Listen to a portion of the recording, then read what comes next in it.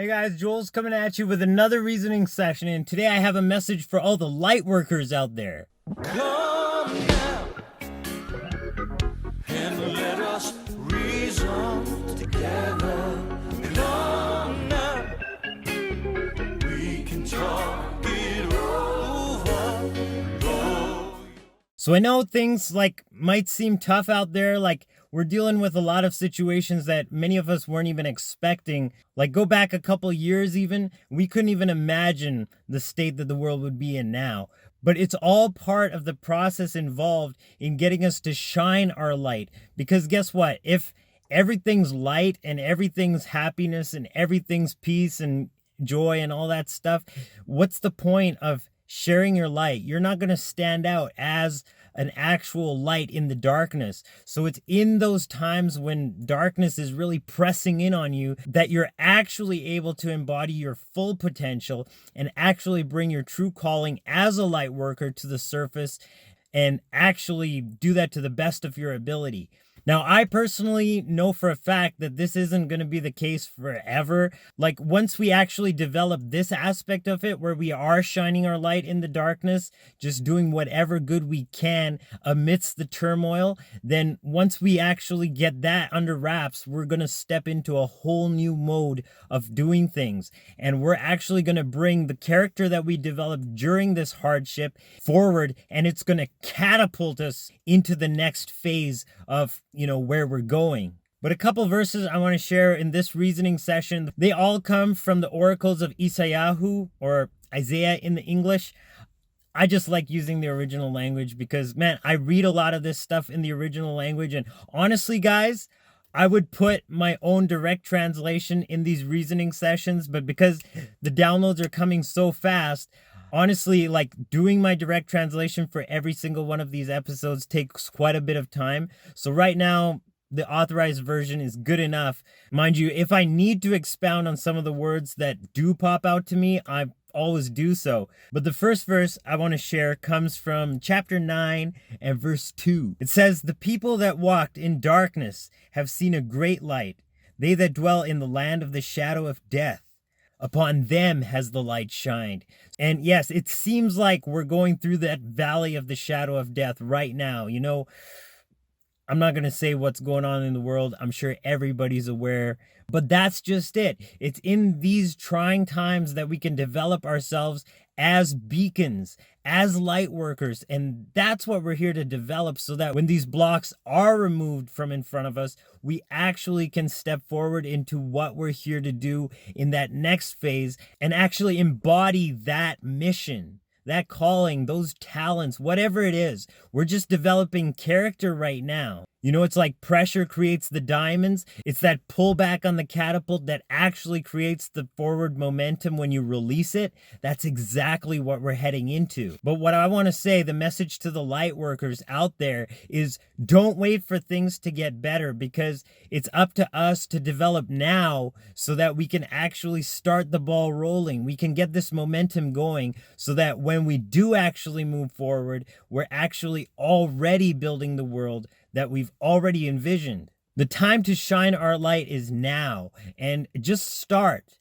Start shining in the darkness. Do whatever talent is inside of you that will better the world, that will help to create a little piece of that puzzle that will add to the whole scene of a fulfilled utopia. And the passage that I want to share that drives this home, actually telling us to get up and get those wheels turning, is from chapter 60, starting at verse 1. "Arise, shine, for your light is come, and the glory of Yahweh is risen upon you. For behold, the darkness shall cover the earth, and gross darkness the people. But Yahweh shall arise upon you, and his glory shall be seen upon you. And the Gentiles," or the nations, "shall come to your light, and kings to the brightness of your rising." That means when you shine in the darkness, everybody is going to be called like a beacon towards you. They can't help it. It's like moths to a flame. In the authorized version, it says Gentiles. That word literally means nations in the original language. All the nations around are just going to see the difference in you. And they're not going to be able to do anything but be drawn to what you've got to offer. And kings, it adds. Kings. That means those at the very top of the system will come to the brightness of your rising, because you are the one rising in the darkness. You are the one leading by example. You are the one paving the way, clearing the path, and really raising the standard, setting the bar at the leading edge. That's you. That's me. That's us light workers that are actually tuned into source and know that we've come into this world not to suffer, not to be muzzled or censored, but to actually bring forth a world that, not only we deserve, but our future generations will look back and thank us for and say, wow, these guys really looked square in the eye of their hardships and really tuned into source and made a difference. That's what we're here to do. We're here to make a difference so that others can see and others can follow our example, so that everybody around us can really see what it's like when we tune into source. And this whole thing, like it says in verse 13, the glory of Lebanon shall come unto you, the fir tree, the pine tree, and the box together to beautify the place of my sanctuary, and I will make the place of my feet glorious. It even says in verse 16, thou shalt also suck the milk of the Gentiles, the nations, and shall suck the breast of kings. Metaphorical, but look at what it's saying. You shall know that I, Yahweh, am your Savior and your Redeemer, the mighty one of Jacob. For brass I will bring gold, and for iron I will bring silver, and for wood brass, and for stones iron. I will also make your officers peace, and your exactors righteousness. Violence shall no more be heard in your land, wasting nor destruction within your borders, but you shall call your walls salvation, and your gates praise. We are moving through this. We are moving forward. And this whole thing, it actually tells you the nature of the new light that's coming. Verse 19, the sun shall no more be your light by day, neither for brightness shall the moon give light unto you, but Yahweh shall be unto you an everlasting light, and your God your glory. The sun shall no more go down, neither shall your moon withdraw itself, for Yahweh shall be your everlasting light, and the days of your mourning shall be ended.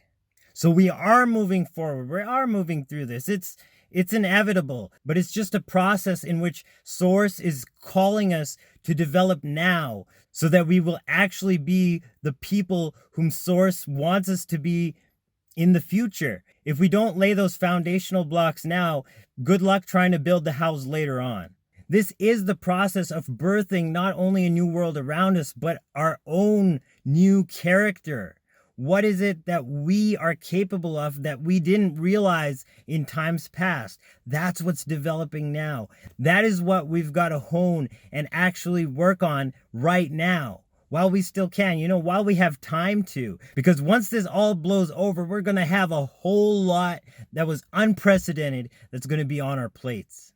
So shine your light, do your part, be optimistic no matter what's going on, and just do whatever Source is guiding you inside your heart to do, because that is going to be the catalyst that will propel us forward. And literally, this momentum is starting now. Once this all unfolds, it's going to be like, whoa, this was all going down under the surface, behind closed doors, and now this catapult has really shot forward.